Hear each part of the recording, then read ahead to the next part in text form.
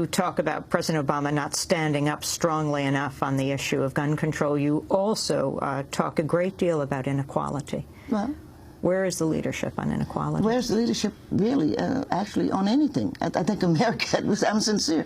We've got the right wing that's, I think, a little nutty, and we've got the left wing that's a little without balls.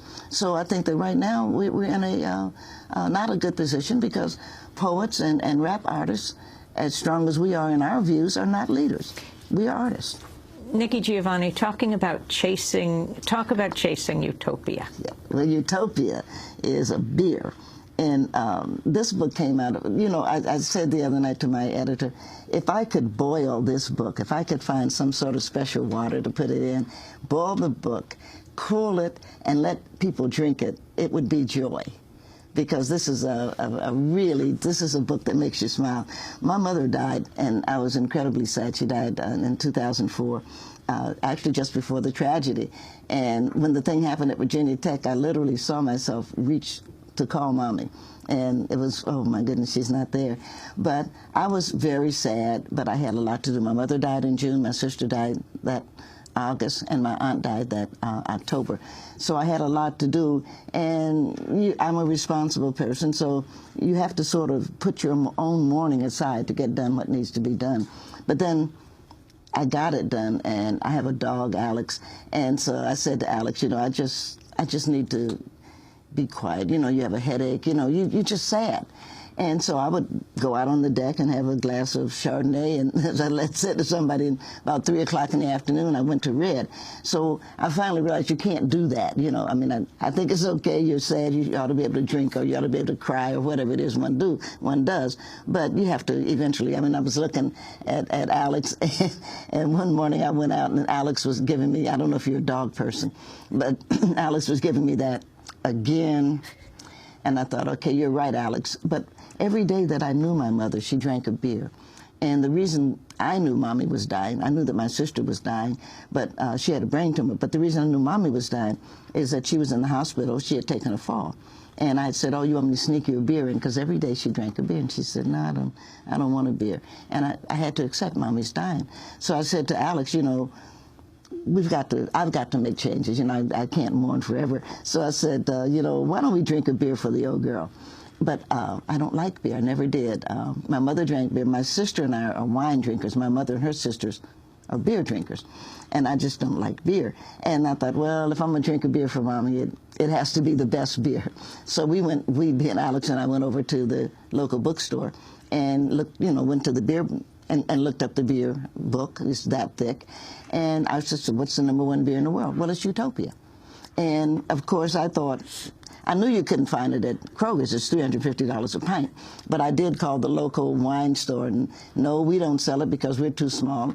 I called another liquor shop, actually, in California. They don't sell it because it's a beer, because they only sell wine and brandy and fine things. So it started off on, how do I finally get this beer and drink it for my mother? So I'm kind of fudging because I have it, but I'm waiting now because I mentioned my student Kwame Alexander is a great kid, and Kwame does literacy in Ghana, and he asked me to come over, and I did, and I met Queen Juanita.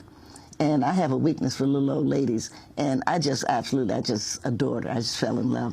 And she's coming to the States, and I was sharing this story, and she said, oh, I want to drink it. And I said, I'm going to keep this bottle until you come. She'll be over in January. So we will sit on we'll sit in the house, because I live in Virginia, it'll be cold, and we will drink Utopia, and we'll have a toast to Mommy. Nikki Giovanni, how do you write poetry? What's your actual ritual?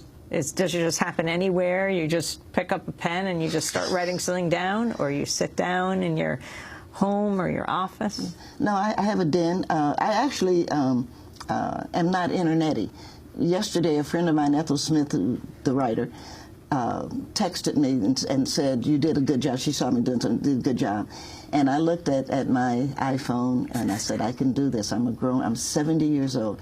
I can do this. And I pulled it up, and then there's a little thing that says reply. And I touched it, and then it came, and it said message. And I said, thanks. Much love, Nikki. And then I hit that reply, and she got it.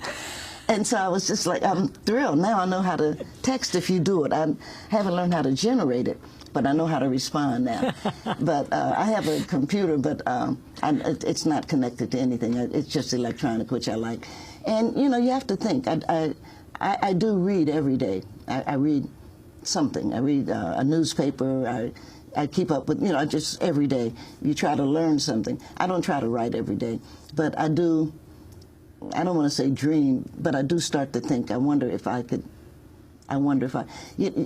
for example, and this will be a poem at some point, so you heard it here first on Democracy Now! I used to live here in New York, and I love Manhattan. It's, if I were rich, I would live here now.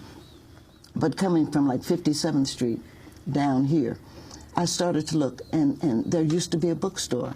There used to be a bookstore. There used to be, and then you go down 2 more blocks, there used to be a bookstore. There was a bookstore that did maps on this side of, and I started looking. I thought, I need to write that. I need to go back and do the geography, because coming down 5th Avenue, just 5th, not Mad, not, you know, because Mad had a really wonderful bookstore, still does, but just coming down 5th Avenue, there were like 5 major bookstores, and they're all gone. They're all gone, and what has taken their place is crap. You know, I mean, I'm not against 12-year-old girls wearing bras or something, but I just don't think that is. You know how you look at the old, and of course you can still see that they were bookstores. It's like, I want to write about that, because it used to be such a joy. I lived uptown, 92nd Central Park West, and I'm a walker. And so now, you know, I'm a little bit older now, so if I were living in New York on 92nd Street, I probably wouldn't walk as I used to do down to the village, or I still do ride my bike, and I had a bike when I was here. And I had a seat because I have a son, and I would put Tommy on the back, and we'd go down to the village. There was a cheese shop in the village, and we'd buy the cheese. And I only had one time to make the mistake of coming home, you know, via Lexington, because Lexington comes up. So you have to come over, you know, because you really have to pump. And we would go down and get the cheese, and then we'd come back home. Incredible. Manhattan is such an important, wonderful city. Nikki Giovanni, we're going to go to break. When we come back, I'd like you to share some poetry with us. Be delighted. We're talking to Nikki Giovanni, the poet, the professor, currently a distinguished professor of English at Virginia Tech, author of 28 books. Her most recent book, just published, is called Chasing Utopia, a hybrid. Stay with us.